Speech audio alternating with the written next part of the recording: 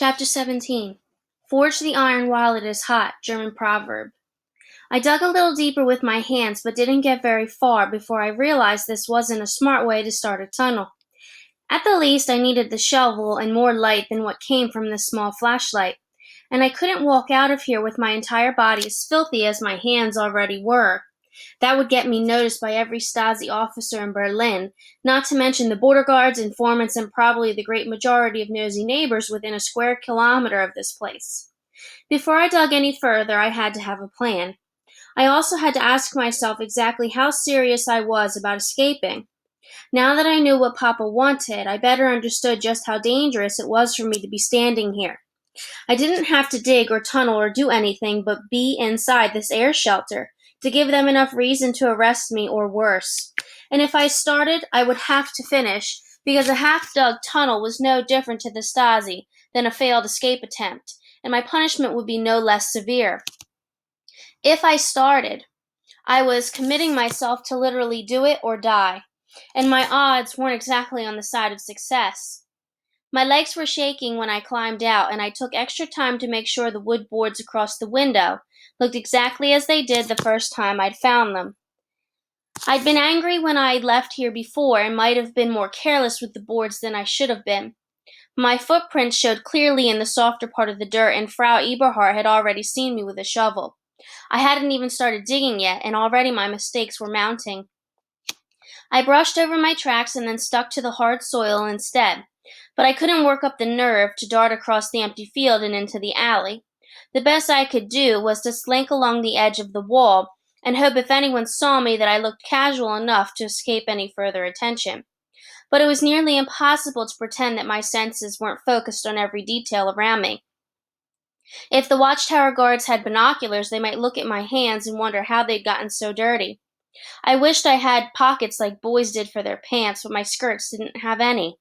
So I hid my muddy fingers within the folds of my skirt and hoped that wouldn't look as strange or obvious to anyone else as it did to me. Every person I passed on the way home seemed to be watching me closer than usual, and the expression on my face must have invited questions. But nobody said a word. Perhaps God still granted miracles to those behind the Iron Curtain. The first thing I did after getting home was to scrub my hands until long after the water had run clean. Or maybe until they had stopped shaking. When I finished, I found a note from Mama on the counter. She hoped to be at Oma Gertrude's only until Sunday, and thought that if we were careful, there should be plenty of food in the house to last Fritz and me until then. And she was very clear that we weren't to get into any trouble or break any rules. Considering where I'd just come from, her note had come too late for me. I paced the apartment for the rest of the afternoon, debating whether to tell Fritz about the tunnel.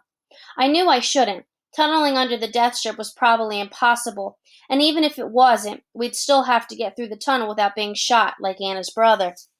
Despite that, I couldn't stop thinking about the possibilities if I were to succeed.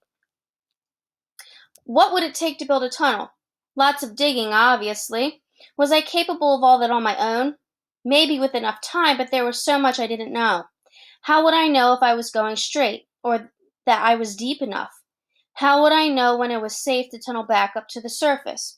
That'd be my luck, to tunnel straight up into the center of the death strip. Considering the limits of my own abilities, I knew I needed help. But Fritz was trying hard to be a model citizen, probably to get Claudia back, so I couldn't involve him, and there was no one else I trusted. If I was going to be smart about this, and it was about time I did something smart, then there was really only one option. Let the tunnel be a good idea that wasn't meant to happen. By the time Fritz came home, I had decided for certain not to tell him, and I knew that was the right thing to do once I saw the slump of his shoulders and frown on his face. He looked worse than sad. It was like he'd simply accepted what the state was doing with his life. He'd given up. Maybe he had good reason to look the way he did, but it was worse because I was helpless to cheer him up. Even if I could, there was nothing encouraging I dared say to him in our bugged apartment. He mumbled a hello and said he was going to his room. I offered to make dinner, which really only meant I was going to warm up Mama's leftovers from last night. It wasn't much, but it was something. When dinner was ready, I called him to the table, but there was no answer. Even if he was seriously depressed, Fritz was never one to ignore a chance to eat. Thinking he must have fallen asleep, I went to his bedroom and opened the door to tell him to come. But he wasn't sleeping. Fritz was at his desk writing on a paper, and when his door opened, he turned it over in a blink.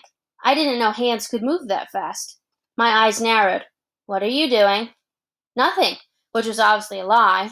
Then his eyes darted around the room as if the Stasi's secret bugs would be that easy to find.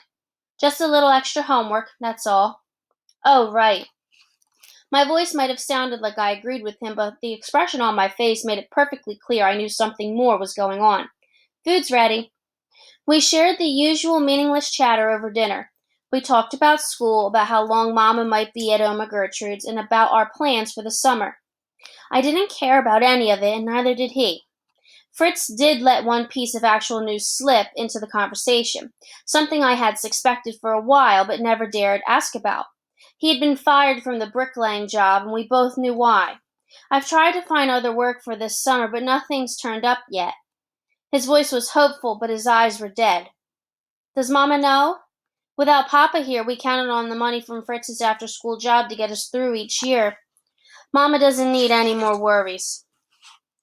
I thought again about the tunnel I could build. With his bricklaying skills, he could easily get a job in West Germany, and their money was worth 5 times the value of ours.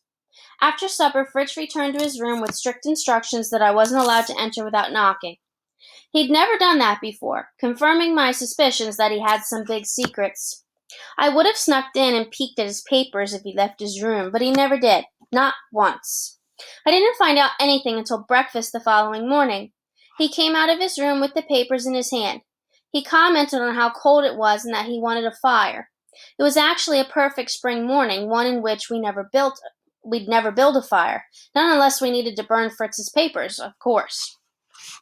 I told him I'd help him with the fire, and after it was started, he'd let me see the papers. I figured it must be some way of getting back together with Claudia, but it wasn't. What he had written was so much worse. Page 1. "There's no future here for me. I'm leaving East Berlin tonight." My eyes widened and I drew in a sharp breath. He shook his head as a warning for me to keep quiet, and then crumbled that page and threw it in the fire. Page 2. "I found a place near the Spree that isn't well guarded. I can run for the water and swim across before I'm seen." I shook my head as violently as I dared. The Spree was a powerful river, and the Berlin Wall ran along much of its wide banks. Large, heavy boats navigated that river, and everyone knew the current was stronger than it looked on the surface. Even for an experienced swimmer, it was dangerous. For Fritz, it would mean death. Remembering the microphones, he commented that the fire should get us warm soon. I was too stunned and angry to make any response. Then he raised his pages again. Page 3. "I wanted you to know so you can explain to Mama. It's not fair, but it's the best I can do." "No!" I continued, shaking my head, and tears stung my eyes. He wasn't the first to try escaping through the Spree, and so many people had died in the attempt. Either they drowned on the way or else were shot in the back by Grenzers as they swam. Even on the small chance that Fritz got as far as jumping into the water, he wasn't likely to get out again. Page 4. "I will not join their military. Eventually, I'll think like they do, and I will not let them ruin my life. You must understand, Gerda." His eyes pled with me to accept his decision, but I couldn't. Yes, I understood the desire to leave and his frustrations over feeling that there was no hope for him here. I felt just as boxed in as he did, maybe even more. There probably wasn't much hope for me either, and it would only get worse if he left me behind. I wanted to leave just as much as he did, but not this way. Page 5. "You can't stop me. My mind is made up. I am going to leave."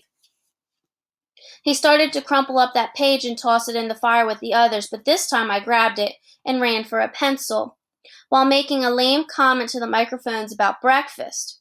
I smoothed the paper out again. On the back, I drew a map to the building I found near the wall, and then pulled out the picture Papa had sent me. On his paper, I wrote, "Meet me here after school. Be careful." Fritz looked up at me, his eyes burning with curiosity. I wrote one more word: tunnel. Once I was sure he knew where to go, I crumpled up his paper and tossed it into the fire.